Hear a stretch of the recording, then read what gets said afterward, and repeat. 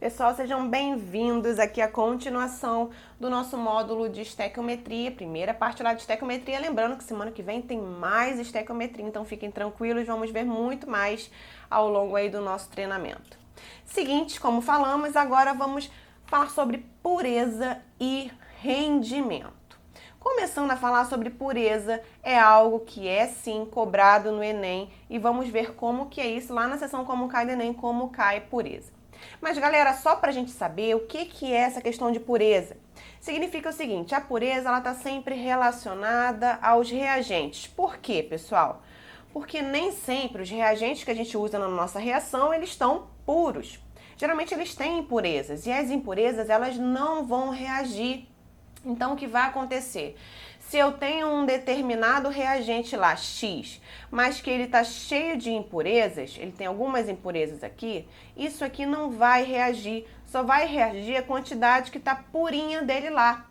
Então, às vezes, eu posso ter 1 quilo desse reagente, mas se ele não tiver puro, se ele tiver ali meio quilo de impureza, significa então que eu tenho meio quilo de impureza e mais meio quilo dele puro, certo?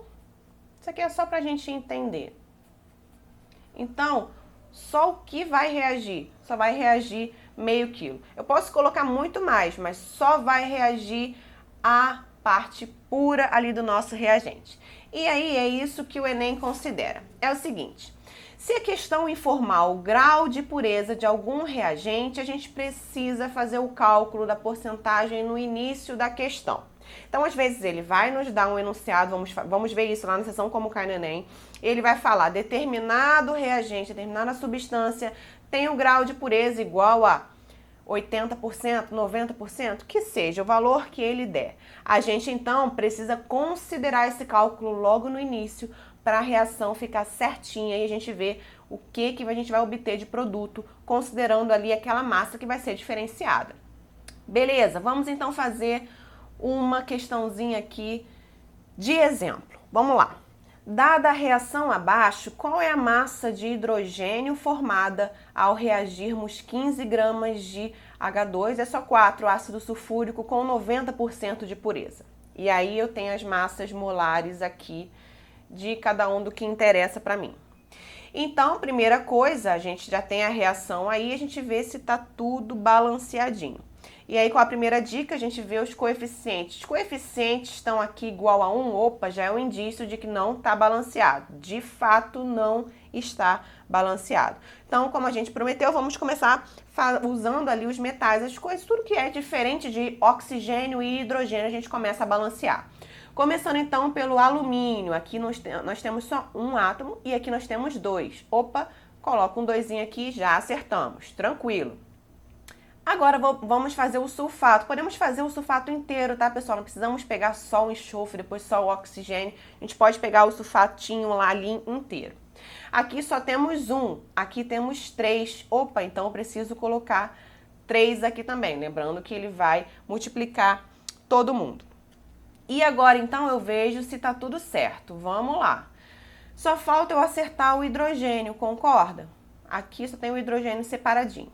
Eu tenho aqui nesse lado 6 átomos de hidrogênio. Aqui só tenho 2. Para 2 virar 6, eu preciso multiplicar por 3. Beleza, super balanceada a minha reação. E aí, o que ele nos pede? Ele quer saber a massa de hidrogênio, isso a gente tem que fazer na questão para a gente não sair relacionando coisas aí que não estão certas. Qual é a massa de hidrogênio quando a gente reage 15 gramas de ácido sulfúrico com 90% de pureza? Então, ele está relacionando esses carinhas aqui. Primeiro de tudo, a gente identificar isso. O que está relacionando. Agora, ele diz que o ácido sulfúrico que eu estou usando são 15 gramas. E só tem 90% de pureza. O que significa isso? Que 10% é de impureza. Ou seja, 10% desse carinha não vai reagir. Então, a gente precisa fazer esse cálculo. Ele diz que 15 gramas do ácido sulfúrico com 90% de pureza. Então, a gente multiplica pela porcentagem. Muito tranquilo isso. Vimos lá em matemática, cálculo de porcentagem, 90% é a mesma coisa que 0,9. Isso aqui vai nos dar 3,5 gramas. O que significa? Que só 13,5 gramas de ácido sulfúrico vão reagir na minha reação. E a gente precisa sempre fazer o cálculo da pureza no início, porque senão, se fizermos no final, vai dar diferença. Agora sim, fizemos o cálculo da pureza, podemos então continuar resolvendo a questão. E aí, pessoal, vamos lá, o que ele relaciona? 3 mols de ácido sulfúrico estão para 3 de hidrogênio. Vimos, tá? Igual de um lado, igual do outro, podemos cortar para evitar cálculos desnecessários. E aí, pessoal, ele deu aqui, ó, ácido sulfúrico, 98 gramas por mol, maravilha, 98 gramas. E o hidrogênio, maravilha, 2 gramas por mol. Só que agora, pessoal, se eu reagisse 98 gramas, significa que eu teria 2 gramas de hidrogênio, mas eu estou reagindo 13,5 gramas. Exatamente. Por quê? Porque ele tem 90% de pureza. E aí, qual é a massa de hidrogênio, então, que eu vou formar? Fazendo esses cálculozinhos, eu vou encontrar que a massa é igual a 0,275 gramas de hidrogênio. Tranquilo, pessoal? É bem tranquilo os cálculos de pureza, é só a gente ver, vai tá bem claro na questão falando exatamente sobre pureza, e aí a gente vai fazer a porcentagem lá logo no início para se livrar disso e conseguir identificar a massa que realmente vai reagir. Beleza, galera, agora vamos falar sobre rendimento, que é semelhante, só que a diferença maior é, pessoal, o cálculo do rendimento é sempre feito no final. Por que no final? Diferente da pureza, que está relacionada aos reagentes, o rendimento ele está relacionado ao produto final. Geralmente, galera, quando a gente está em um laboratório de química, as reações que nós fazemos, elas não são 100% eficazes. Elas não conseguem produzir realmente 100% do produto. Isso porque tem condições adversas e tudo mais. Então, há alguns casos em que o cálculo, lá na prova do Enem, vai te cobrar isso, vai dizer que determinada questão, determinada reação teve tantos por cento de rendimento. E aí, se ela fizer isso, a gente precisa calcular o rendimento no final. Vamos ver um exemplo bem bacana aqui para a gente entender o que isso significa. Então, vamos lá. O rendimento, vimos que está relacionado ao produto. E aí, se a questão informar o rendimento da reação, a gente tem que fazer o cálculo dele lá no final. Por quê? Se o rendimento de alguma reação for 100%, ele vai obter aquela massa lá, aquele volume do determinado produto. Agora, se o rendimento for menor que 100%, o que é muito provável, a gente não vai conseguir produzir aquela quantidade inteira de produto ali, vai produzir um pouco a menos. Não rendeu 100%, rendeu menos que isso. Então, a gente precisa ver quanto de fato foi produzido. Então, vamos ver esse exemplo aqui. Diz assim, calcule a massa de dióxido de carbono obtida a partir da combustão de 40 gramas de carbono com 95% de rendimento. Então, ele fala exatamente de rendimento e aí você já tem rendimento, vou ter que calcular isso lá no final. Problema nenhum. Primeiro de tudo, a equação química já está dada. Vamos lá para fazer o balanceamento.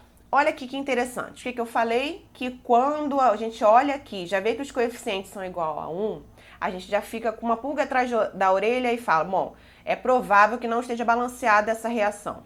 Mas nesse caso, vamos ver aqui, começando por tudo diferente de oxigênio e hidrogênio. Carbono, temos um carboninho aqui e aqui um, tranquilo, balanceado. Oxigênio, 2 átomos de oxigênio aqui, 2 átomos de oxigênio aqui. Está balanceada a equação, tranquilo, pessoal. Viu que aqui foi aquele exemplo que eu falei, exemplo que os coeficientes são iguais a 1, mas a reação está balanceada ainda assim.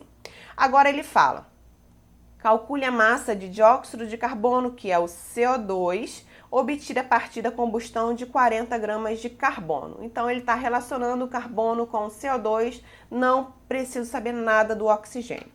Tranquilo. E aí, o que eu preciso fazer? Relacionar esses caras. Carbono está relacionado ao CO2, relação 1 para 1. O carbono, qual é o valor da massa molar? 12 gramas. E CO2, 44 gramas, o cara já me deu aqui, isso também vai ser dado no Enem, fiquem tranquilos. Agora, o que eu quero saber? Eu tenho não tenho 12 gramas, porque se eu tivesse 12 gramas de carbono, eu produziria 44 de CO2. Eu tenho 40 gramas de carbono. E quanto que isso vai me dar? Fazendo os cálculos, eu vou ter que isso aqui vai me dar 146,6 gramas de CO2. Aí vai estar essa opção lá, né? Nem pode ter certeza disso. E aí, se você marcar, já era, tudo errado. Isso aqui, pessoal, só vai ser produzido se eu tivesse 100% de rendimento. Mas não é isso que eu tenho. A questão me diz que não foi isso. A questão me diz que eu tenho só 95% de rendimento, então eu preciso considerar isso no final da minha questão. Então, se eu tenho 95% de rendimento, quanto então de fato eu vou ter aqui? Eu vou ter a produção de 139,3 aproximadamente gramas de CO2. Entenderam, galera? Bem tranquilo. Então, viram pureza relacionada a reagente, fazer o cálculo no início. Viram rendimento, fazer o cálculo no final, porque está relacionado ao produto. Agora nos vemos na sessão Como Cai no Enem, para ver como a gente aplica isso lá na nossa prova. Até lá!